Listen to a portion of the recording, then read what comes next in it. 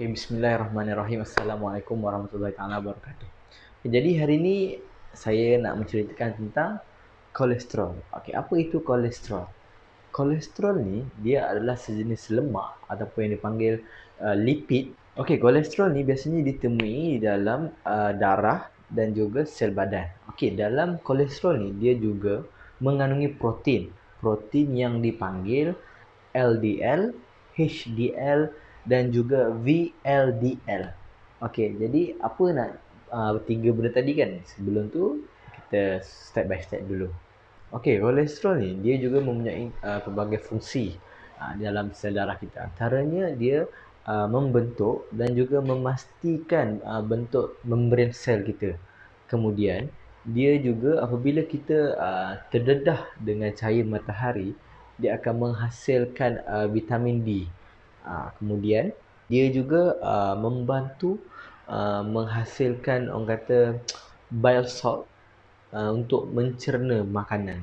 Kemudian pula dia juga mengawal ataupun membentuk beberapa hormon dalam badan kita lah. Okey, selain itu kolesterol ni terdapat 85% di dalam endogenous iaitu hati dan juga 15% daripada diet. Okey, jadi di mana terhasilnya LDL dengan HDL ni tadi?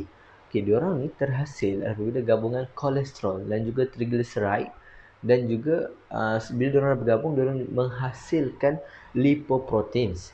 Selepas daripada lipoprotein, dia juga pecah daripada tiga bahagian, iaitu HDL, LDL dan juga VLDL. HDL dengan LDL ni apa beza diorang? Yang LDL ni yang tak bagus dengan HDL ni yang bagus. Kalau HDL ni ingat kata kunci dia adalah help, membantu. Okey, selain itu, kenapa pengawalan kolesterol ni sangat penting? Kawalan kolesterol ni sangat penting. Kenapa? Antara sebabnya adalah bagi mengelakkan penyakit yang risiko tinggi, iaitu penyakit hati. Itu kolesterol yang tinggi ni dan juga bercampur dengan beberapa darah bercampur dengan beberapa lemak yang lain juga akan mengakibatkan kita akan terkena sakit jantung dan juga stroke, sklerosis yang mengakibatkan kita punya salur darah menjadi keras yang menyalurkan darah kepada hati dan juga otak dan pelbagai organ yang lain. Okey, apabila kolesterol ni ada banyak dalam badan kita, dia akan mengakibatkan kita punya salur darah tu jadi tersumbat yang normal, di mana dia akan terdapat tiga saja, iaitu tunica externa, tunica media dan juga tunica intima. Kalau bila orang kata arteri yang tak normal, dia akan ada penambahan sedikit. Antaranya dia akan pertambahan daripada tiga tadi, dia akan jadi tambah satu lagi, iaitu plak.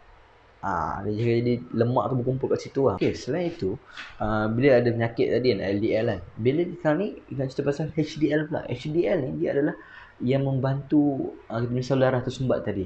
Dia adalah kolesterol yang baik, mana dia akan mengambil ataupun mengumpul plak tadi yang tersumbat. So kita punya salur darah akan kembali lancar dan juga kita akan dapat mengelakkan daripada penyakit jantung. Okey, jadi macam mana kita nak tahu? Jadi cara yang pertama adalah dengan total kolesterol, di mana kita tak berpuasa, di mana kita boleh dapat nilai kolesterol melalui bacaan darah dalam darah kita lah. Jadi kita kena buat pemeriksaan. Okey, kemudian step yang kedua antaranya adalah lipid profile, iaitu lipoprotein yang analisis. Okey, jadi dia ada 4 kaedah kalau kita nak tahu total kolesterol, LDL kolesterol, HDL kolesterol dan juga triglycerides. Okey, jadi apabila kita nak melakukan empat-empat proses ni, check up tadi ni, kita memerlukan berpuasa sekurang-kurangnya 12 jam. And then baru kita boleh buat saringan, boleh buat test ni untuk dapatkan nilai kolesterol kita. Okey, jadi macam mana kita nak tahu orang kata ataupun apa itu high cholesterol? Okey, high cholesterol ni dia adalah di mana nilai kolesterol itu di level iaitu 6.2 mm over L lah. Kemudian itu lebih kepada high cholesterol. Jadi kita nak tahu apa maksud dia? Maksud dia adalah nilai peningkatan risiko untuk mendapat penyakit jantung. Jadi apabila yang kedua ni adalah LDL cholesterol level, di mana kita nilai bacaan tu dalam 4.1 mm OL over L, kemudian ataupun lebih. Bila lebih ni di mana kita dalam kategori risiko tinggi untuk mendapatkan penyakit jantung tadi. Jadi macam mana kita nak tahu nilai yang sesuai untuk kolesterol kita tadi kan? Nilai sesuai untuk level kolesterol ni adalah di mana bacaan kita tu 0.9 ke bawah. Kurang. Dan dalam borderline kita ni pula dia akan menjadi 0.9 sehingga 1.55 sahaja. Dan desirable di mana kita punya setakat maksimum lah kan, iaitu lebih pada 1.56.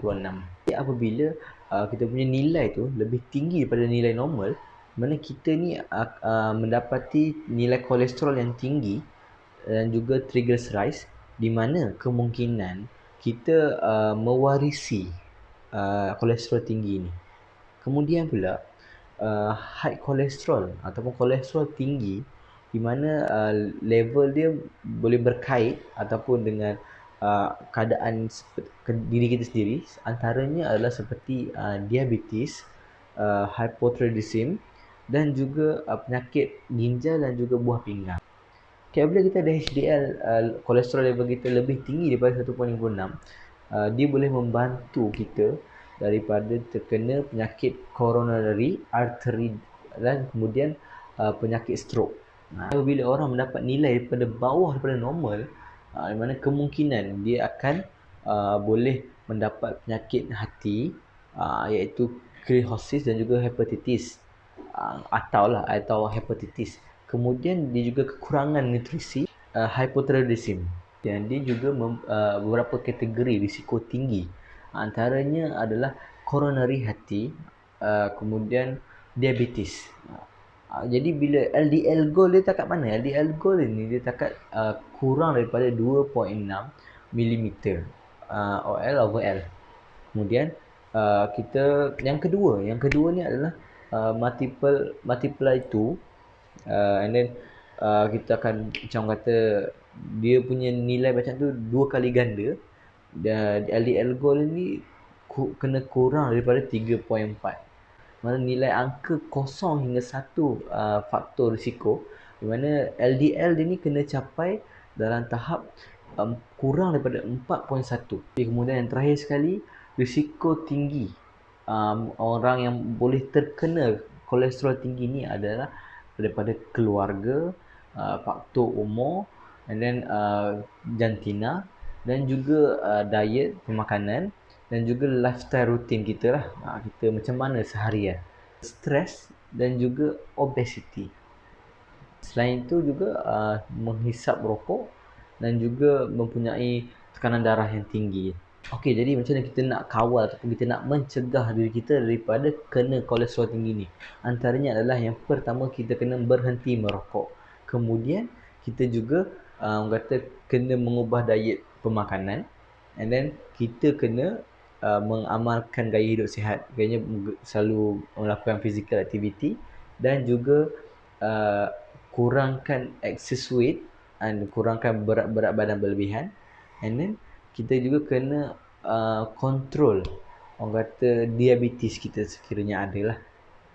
Sekali pastikan kita maintain bacaan blood pressure kita tadi.